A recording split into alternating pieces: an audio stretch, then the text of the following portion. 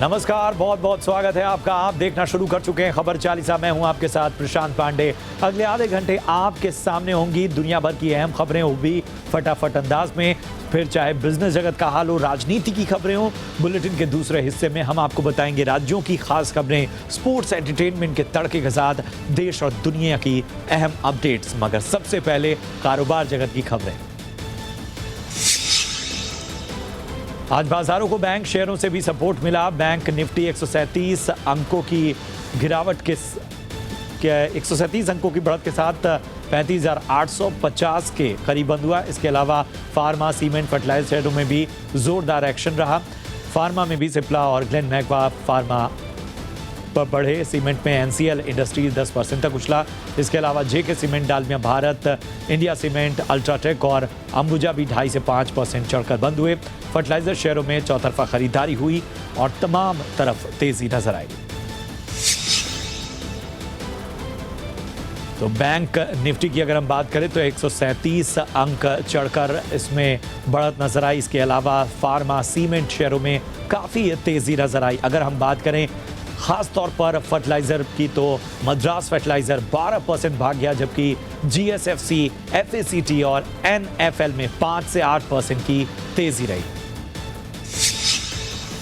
आज रुचि सोया में जबरदस्त तेजी आई। करीब 16% की जबरदस्त उछाल के साथ ये 950 रुपए के ऊपर करीब बंद हुआ। दिलचस्प यह है कि भ्रामक मैसेज को लेकर सेबी के एक्शन के बावजूद ये तेजी नजर आई। हालांकि कंपनी ने आज सफाई दी और कहा कि रुचि सोया या पतंजलि ग्रुप के प्रमोटर्स या डायरेक्टर ने मैसेज जारी नहीं किया। यही नहीं, कंपनी ने आईटी एक्ट उल्लंघन मामले में हरिद्वार में एफआईआर भी दर्ज कराई है। सरकार ने विनिवेश पर बड़ा फैसला लिया है। कल वो अपनी कंपनी ओएनजीसी के शेयर ओएफएस यानी ऑफर फॉर सेल के जरिए बेचेगी। सरकार इस ओएफएस में कंपनी के करीब 9.5 करोड़ शेयर बेचेगी, यानी वो कंपनी में अपनी हिस्सेदारी 1.5% कम करेगी। इसके ओएफएस के लिए सरकार ने 159 रुपए प्रति शेयर के भाव तय किए हैं, जो मौजूदा भाव से करीब 7% के डिस्काउंट पर हैं। सरकार को इस ओएफएस से 1,499 करोड़ 37 लाख रुपए मिलेंगे। ब्रोकर्स के एसोसिएशन एनमी ने सेबी से गुजारिश की है कि पैन से आधार लिंक न होने पर खाता सस्पेंड न किया जाए। इसके लिए एनमी ने 6 महीने का वक्त और मांगा है। दरअसल एनएससी यानी नेशनल स्टॉक एक्सचेंज ने निवेशकों को आगाह किया है कि अगर उनका पैन कार्ड आधार कार्ड से लिंक नहीं है तो 31 मार्च के बाद नया सौदा नहीं कर पाएंगे। यही नहीं, ओपन पोजीशन भी नहीं काट पाएंगे। आपको बता दें, पैन को आधार से लिंक करवाने की आखिरी तारीख 31 मार्च है। 2017 में सरकार ने ऐलान किया था कि पैन को आधार से लिंक करना जरूरी होगा। सरकार ने पहले ये डेडलाइन कई बार बढ़ा दी थी, लेकिन इस बार डेडलाइन में बढ़ोतरी की उम्मीद कम है। एग्रीकल्चर प्रोडक्ट्स का एक्सपोर्ट करने वाली कंपनी उमा एक्सपोर्ट्स का आईपीओ दूसरे दिन 4.25 गुना भर गया। इस आईपीओ का प्राइस बैंड 65 से 68 रुपए प्रति शेयर है। इसका लॉट साइज 220 शेयरों का है, यानी न्यूनतम 14,960 रुपए लगाने होंगे। जी बिजनेस के मैनेजिंग एडिटर अनिल सिंघवी ने इस आईपीओ से दूर रहने की राय दी है। बाजार में आज वेरांडा लर्निंग सॉल्यूशंस का आईपीओ खुला है और ये पहले दिन 74% भर गया। अनिल सिंघवी ने इस पब्लिक इशू से भी दूर रहने की सलाह दी है। देश में एक बार फिर पेट्रोल और डीजल के दाम आउट ऑफ कंट्रोल होते दिख रहे हैं। हर रोज दाम बढ़ रहे हैं। भारतीय तेल कंपनियों ने आज भी पेट्रोल और डीजल के दाम में इजाफा किया। दिल्ली में आज पेट्रोल 80 पैसे तो डीजल 70 पैसे प्रति लीटर महंगा हो गया। इसी के साथ राष्ट्रीय राजधानी दिल्ली में पेट्रोल 100 रुपए के पार पहुंच गया, तो वहीं डीजल 91 रुपए 47 पैसे प्रति लीटर पर बिक रहा है। आर्थिक राजधानी मुंबई की बात करें तो यहां पर पेट्रोल 115 रुपए प्रति लीटर के पार पहुंच चुका है। वहीं डीजल भी 100 के करीब पहुंच चुका है। ओला के इलेक्ट्रिक स्कूटर में आग लगने के बाद सरकार से लेकर इंडस्ट्री सभी हरकत में आ गए हैं। घटना के बाद इलेक्ट्रिक व्हीकल की सेफ्टी को लेकर उठे सवाल पर ट्रांसपोर्ट मंत्रालय ने अग्नि विस्फोटक और पर्यावरण सुरक्षा केंद्र यानी CFEES को चिट्ठी लिखी है। इस चिट्ठी में मामले की जांच करने को कहा गया है। मंत्रालय ने ओला से भी उसकी इंटरनल जांच की रिपोर्ट मांगी है। वहीं इलेक्ट्रिक व्हीकल्स इंडस्ट्री ने भी इस घटना के बाद अपनी चिंताएं जाहिर की हैं। इलेक्ट्रिक व्हीकल से जुड़े स्टेक होल्डर्स ने देश में बनने वाली बैटरियों की सेफ्टी को लेकर चिंता जताई है। उन्होंने कहा कि अगर बैटरी के सेफ्टी फीचर्स पर ध्यान नहीं दिया जाता है तो इससे आगे और भी नुकसान हो सकता है। रियल एस्टेट सेक्टर से एक बड़ी खबर आपको बता दें, सुपरटेक सेलिब्रेशन सिटी के बाद अब लॉजिक्स ग्रुप भी एनसीएलटी पहुंच गया है। खबर है कि लॉजिक्स ग्रुप दिवालिया हो चुका है। Property consultant company Colliers international ने लॉजिक्स को एनसीएलटी में घसीटा है। कंपनी पर कॉलियर्स का पैसा बकाया है। लॉजिक्स ग्रुप पर नोएडा अथॉरिटी का करीब 500 करोड़ रुपए बकाया है। मामला नोएडा के सेक्टर 143 में लॉजिक्स ब्लॉसम जेस्ट प्रोजेक्ट से जुड़ा है। यहाँ 14 टावर्स में 3400 घर बनने थे। इसमें से 9 टावरों का काम अधूरा है। हम आपको बता दें कि यह प्रोजेक्ट 11 साल से अटका पड़ा है। भारत ने आज एक और कीर्तिमान स्थापित किया। भारतीय मूल के अमेरिकी नागरिक Raj Subramaniam multinational courier delivery company FedEx के नए सीईओ होंगे। फिलहाल डब्ल्यू स्मिथ फेडेक्स कंपनी के चेयरमैन और सीईओ हैं। स्मिथ 1 जून को इस पद से हट जाएंगे और फिर राज सुब्रमण्यम को यह जिम्मेदारी दी जाएगी। स्मिथ और सुब्रमण्यम दोनों सीधे बोर्ड को रिपोर्ट करेंगे और चीफ ऑपरेटिंग ऑफिसर का पद दोबारा नहीं भरा जाएगा। स्मिथ ने राज को लेकर कहा कि राज सुब्रमण्यम जैसे लीडर फेडेक्स को नई ऊंचाइयों तक ले जाएंगे। अपनी नई भूमिका को लेकर स्मिथ ने कहा कि उनका ध्यान बोर्ड के कामकाज और वैश्विक महत्व की नई नीतियों को तैयार करने पर होगा। मध्य प्रदेश में 5,21,000 पीएम आवास योजना के लाभार्थियों को प्रधानमंत्री नरेंद्र मोदी ने आवास सौंपा। वीडियो कॉन्फ्रेंसिंग के जरिए कार्यक्रम से जुड़े पीएम मोदी ने कहा कि उन परिवारों के लिए बड़ा दिन है जिन्हें आवास मिला है।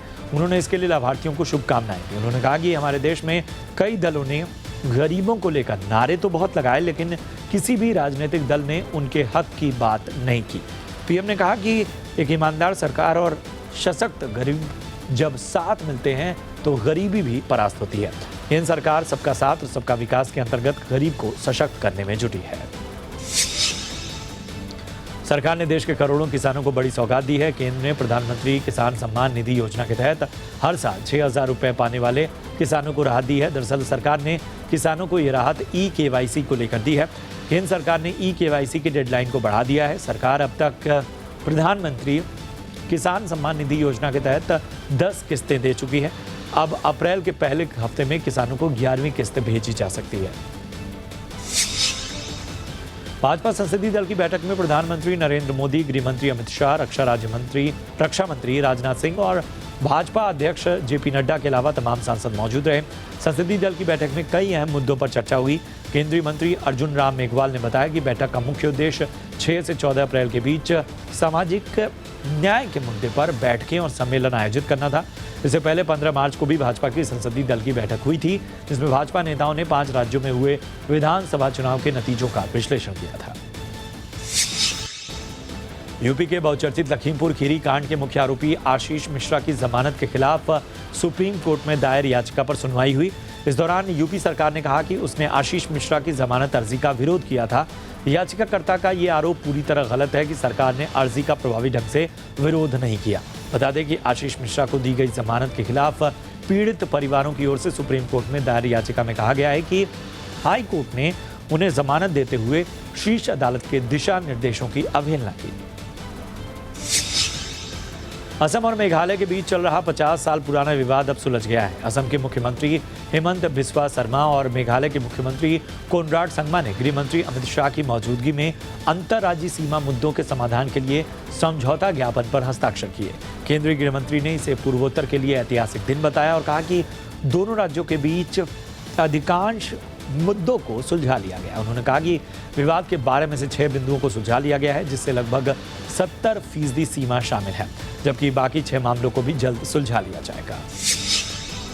कांग्रेस महासचिव प्रियंका गांधी ने सेना की भर्ती में हो रही देरी के मुद्दे पर केंद्र सरकार को घेरा है। उन्होंने इस बाबत केंद्रीय रक्षा मंत्री राजनाथ सिंह को पत्र लिखकर जल्द इस समस्या का समाधान निकालने की मांग की। प्रियंका गांधी ने ट्वीट कर कहा कि सेना में भर्ती के लिए लाखों युवा जी तोड़ मेहनत कर देश सेवा के सपने की तैयारी कर रहे हैं, लेकिन ये युवा जनवरी 2020 की वायु सैनिक भर्ती और वायु सैनिक भर्ती 2021 के परिणाम के न आने से परेशान दुखी हैं। उन्होंने रक्षा मंत्री से मामले में तत्काल कदम उठाने की मांग की।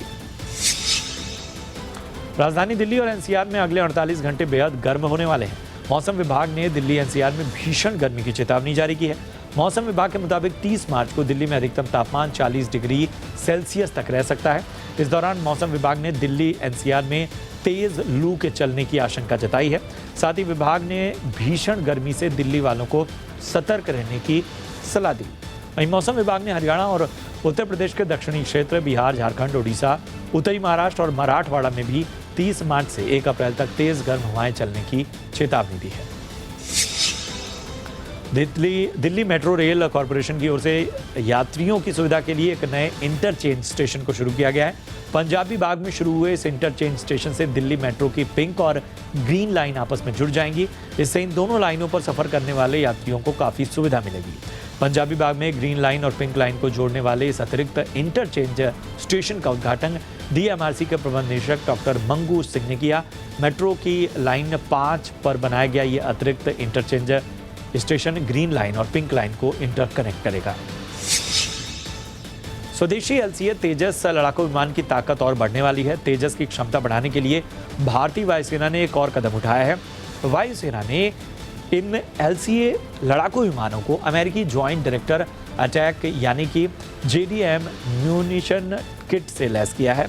अमेरिकन जेडीएम किट से लैस होने के बाद एलसीए लड़ाकू विमान दुश्मन के ठिकानों पर सटीक निशाना लगाने में मदद इन्हें मिलेगी। आधिकारिक सूत्रों के मुताबिक भारतीय वायुसेना ने हाल ही में अमेरिका से इस बाबत एक अनुबंध पर हस्ताक्षर किए थे। ये तकनीक हवा से जमीन पर 80 किलोमीटर से भी ज्यादा दूरी पर सही निशाने पर बम गिराने में मदद करती है। कश्मीरी शिक्षकों को पक्का करने के मुद्दे पर पहले तो बीजेपी ने आम आदमी पार्टी को घेरा, लेकिन कश्मीरी शिक्षकों के मुद्दे पर दोनों पार्टियां अब आमने सामने आ गई हैं। आम आदमी पार्टी नेता आतिशी मारलेना और सौरभ भारद्वाज ने बीजेपी पर पलटवार करते हुए कहा कि पिछले कुछ दिनों से दिल्ली में कश्मीरी प्रवासी शिक्षकों पर बीजेपी गंदी राजनीति कर रही है, जबकि सच्चाई ये है कि केंद्र सरकार के नुमाइंदे अनिल बैजल ने इन शिक्षकों का साथ नहीं दिया। आप नेता ने कहा कि अनिल बैजल ने एक नोट लिखा है कि ये सर्विस का मैटर है, दिल्ली सरकार को इस पर हस्तक्षेप का कोई अधिकार नहीं। आतिशी ने कहा कि बीजेपी इस मामले में खुद कटघरे में खड़ी है। और खबर 40 में रुकेंगे एक छोटे से ब्रेक के लिए। ब्रेक के उस पार देश और दुनिया का हाल, आप बने रहिए हमारे साथ।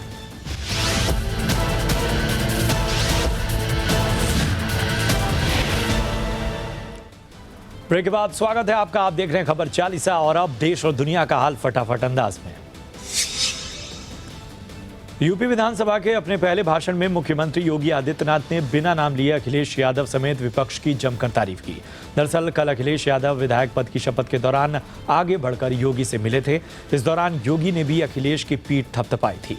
आज योगी की बारी थी। उन्होंने कहा कि बेहद सकारात्मक भाव के साथ पक्ष और विपक्ष के माननीय सदस्यों ने शपथ ग्रहण किया, जो अच्छे संकेत हैं। चुनाव हो चुके हैं, अब हमें विकास और यूपी के उत्थान के बारे में सोचना है। समाजवादी पार्टी के राष्ट्रीय अध्यक्ष अखिलेश यादव ने गठबंधन दलों की बैठक बुलाई।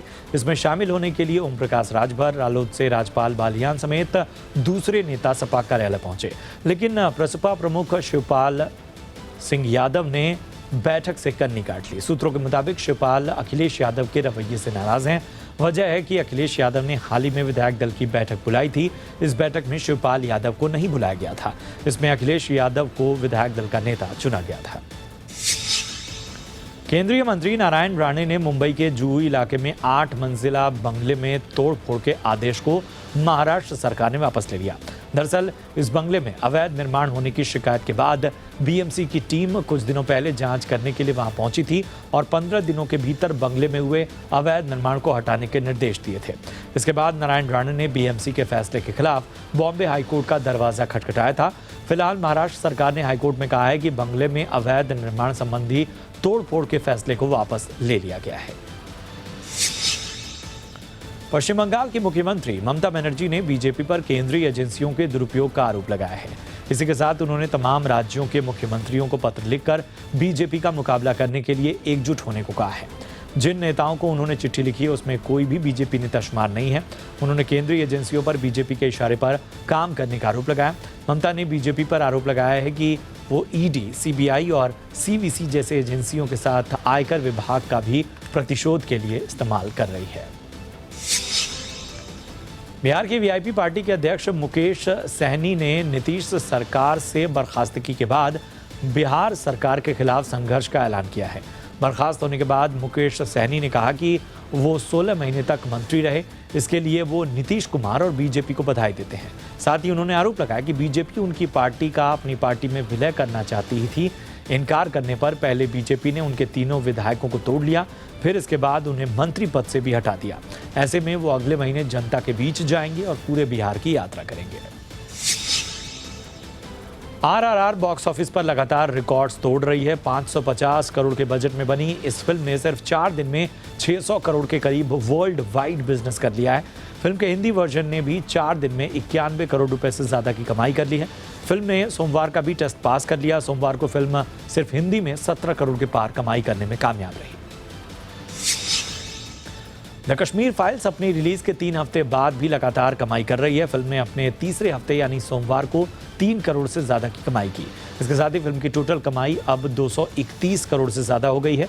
द कश्मीर फाइल्स 11 मार्च को रिलीज हुई थी और तभी से फिल्म को दर्शकों का जबरदस्त प्यार मिल रहा है। रणबीर कपूर की मोस्ट अवेटेड फिल्म ब्रह्मास्त्र के पार्ट 1 की शूटिंग पूरी हो गई है। इसका फाइनल शेड्यूल यूपी के वाराणसी में पूरा किया गया। फिल्म के फाइनल शेड्यूल की तस्वीरें सोशल मीडिया पर काफी वायरल हो रही हैं।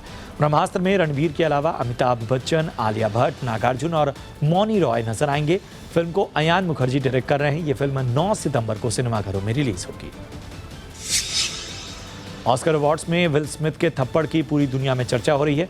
अब इस पर सुपरस्टार सलमान खान का रिएक्शन सामने आया है। आईफा अवार्ड्स की प्रेस कॉन्फ्रेंस के दौरान सलमान खान से जब इस बारे में पूछा गया तो सलमान ने जवाब देते हुए कहा कि होस्ट के तौर पर आपको सेंसिटिव होना जरूरी है। मजाक का एक दायरा होता है, एक सीमा से नीचे का मजाक गलत है। रणबीर कपूर की फिल्म एनिमल में बड़ा बदलाव किया गया है। खबरें हैं कि इस फिल्म से परिणीति चोपड़ा बाहर हो गई हैं। परिणीति की जगह अब साउथ की पॉपुलर एक्ट्रेस रश्मिका मंदाना को कास्ट किया गया है। एनिमल की शूटिंग जल्द शुरू कर दी जाएगी। रणबीर कपूर जैसे ही लव रंजन के निर्देशन में बन रही फिल्म को खत्म करेंगे, वो तुरंत एनिमल पर काम शुरू कर देंगे। इस फिल्म को कबीर सिंह बनाने वाले संदीप रेड्डी वांगा बना रहे हैं। पाकिस्तान की सियासत के लिए हफ्ता बेहद अहम रहा। प्रधानमंत्री इमरान खान के खिलाफ अविश्वास प्रस्ताव पर बहस 31 मार्च को होगी। इसके बाद वोटिंग होगी। मीडिया रिपोर्ट्स के मुताबिक विपक्ष के पास 210 से ज्यादा सांसदों का समर्थन है। बहुमत का आंकड़ा 172 है। विपक्षी गठबंधन पाकिस्तान डेमोक्रेटिक फ्रंट ने शहबाज शरीफ को अपना प्रधानमंत्री पद का उम्मीदवार घोषित किया है। रूसी अरबपति रोमन अब्रोमोविच को जहर दिए जाने की खबर है। वॉल स्ट्रीट जर्नल की रिपोर्ट के मुताबिक कथित तौर पर कुछ हफ्ते पहले रोमन को यूक्रेन की राजधानी कीव में एक बैठक के बाद जहर दिया गया था। वो यूक्रेन में जारी रूसी जंग के बीच एक पीस मेकर के रूप में काम कर रहे थे। बताया जा रहा है कि रोमन और रुस्तम को ये जहर दिया गया। बढ़ते आगे पुतिन और जेलेंस्की की बात करें तो रूस के राष्ट्रपति और चेल्सी फुटबॉल क्लब के मालिक रोमन एब्रामोविच यूक्रेन के राष्ट्रपति का खत लेकर पुतिन के पास पहुंचे थे और जो खबरें आ रही हैं उसके मुताबिक जो अहम बात सामने आई है उसमें यह है कि जेलेंस्की और पुतिन के बीच एक टेंशन वाली खबर भी है, जिसमें पुतिन ने बर्बाद करने की धमकी दी यूक्रेन को। हालांकि दोनों के बीच बेहतर हो रहे हैं माहौल। इधर कैपिटल हिल हिंसा मामले में अमेरिकी अदालत ने पूर्व अमेरिकी राष्ट्रपति डोनाल्ड ट्रंप के खिलाफ फैसला सुनाया।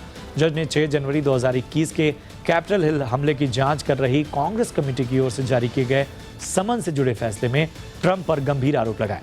अदालत ने कहा कि पूर्व राष्ट्रपति डोनाल्ड ट्रंप ने कांग्रेस में बाधा डालने और अपनी चुनावी हार को टालने के लिए ऐसा किया था। तालिबान हुकूमत ने नया फरमान जारी कर सरकारी कर्मचारियों के लिए दाढ़ी रखना अनिवार्य कर दिया है। सोमवार को बिना दाढ़ी वाले कर्मचारी को ऑफिस आने से रोक दिया गया। इसके साथ ही उनके ड्रेस कोड को भी जांच की गई। अफगानिस्तान के धार्मिक मंत्रालय ने सरकारी कर्मचारियों को दाढ़ी न हटाने और स्थानीय पोशाक जिसमें लंबा और ढीला कुर्ता पायजामा पहनने का आदेश भी शामिल है। आईपीएल के 15वें सीजन में सनराइजर्स हैदराबाद और राजस्थान रॉयल्स की टीमें आमने सामने हैं। कप्तान के रूप में केन विलियमसन के सामने संजू सैमसन है। अब तक आईपीएल में सनराइजर्स हैदराबाद और राजस्थान रॉयल्स की टीम 15 बार आमने सामने रही, जिसमें 8 बार हैदराबाद वहीं 7 बार राजस्थान ने बाजी मारी। हैदराबाद ने राजस्थान के खिलाफ एक पारी में सबसे ज़्यादा 201 रन बनाए, तो वहीं राजस्थान ने हैदराबाद के विरुद्ध सर्वाधिक स्कोर 220 का खड़ा किया था। आईपीएल में सोमवार को लखनऊ और गुजरात के बीच मैच के दौरान कुछ ऐसा देखने को मिला जिसे क्रिकेट के फैंस विश्वास नहीं कर पाए। क्रिकेट जगत की 2 बड़ी विरोधी जोड़ियां दीपक हुड्डा और कृणाल पंड्या एक साथ खेलते नजर आए। साथ ही जब शुभमन गिल का कैच दीपक ने पकड़ा तो कृणाल उनकी तरफ दौड़ते आए और उन्हें गले लगा लिया। जब लखनऊ की पारी के दौरान दीपक आउट होकर वापस पवेलियन जा रहे थे तो कृणाल ने उनसे हाथ भी मिलाया। बता दें कि दोनों के बीच घरेलू क्रिकेट में विवाद था। पाकिस्तान के खिलाफ 3 मैचों की वनडे सीरीज के मैच में पहले ऑस्ट्रेलिया को बड़ा झटका लगा है। स्पिन गेंदबाज एस्टन एगर वनडे सीरीज से बाहर हो गए। एगर कोरोना पॉजिटिव आए थे और इसी वजह से वो अब टीम का हिस्सा नहीं होंगे। पिछले 24 घंटे में कोरोना की चपेट में ऑस्ट्रेलिया के 2 खिलाड़ी आ चुके हैं, जिसमें एस्टन एगर से पहले जोश इंग्लिश का नाम भी शामिल है। न्यूजीलैंड और नीदरलैंड्स के बीच माउंट मोंगानुई में 3 मैचों की वनडे सीरीज से पहले कीवी टीम ने 7 विकेट से जीत दर्ज हासिल की। पहले बल्लेबाजी करते हुए नीदरलैंड ने 49.4 ओवर में अपने सभी विकेट खोकर 202 रन बनाए। जवाब में न्यूजीलैंड ने 38.3 ओवर में 3 विकेट खोकर 204 रन बनाते हुए लक्ष्य हासिल किया। ऑस्ट्रेलियाई महिला क्रिकेट टीम की कप्तान मैग लैनिंग ने घोषणा की है कि ऑलराउंडर एलिस पेरी विश्व कप में वेस्टइंडीज के खिलाफ सेमीफाइनल मैच से बाहर हो गई हैं। पेरी को पिछले मंगलवार को दक्षिण अफ्रीका के खिलाफ पीठ दर्द के कारण मैच से बाहर जाना पड़ा। जानकार मानते हैं कि ये टीम के लिए बड़ा झटका है। और खबर 40 में आज के लिए इतना ही। दीजिए इजाजत, लेकिन आप देखते रहिए जी बिजनेस। नमस्कार।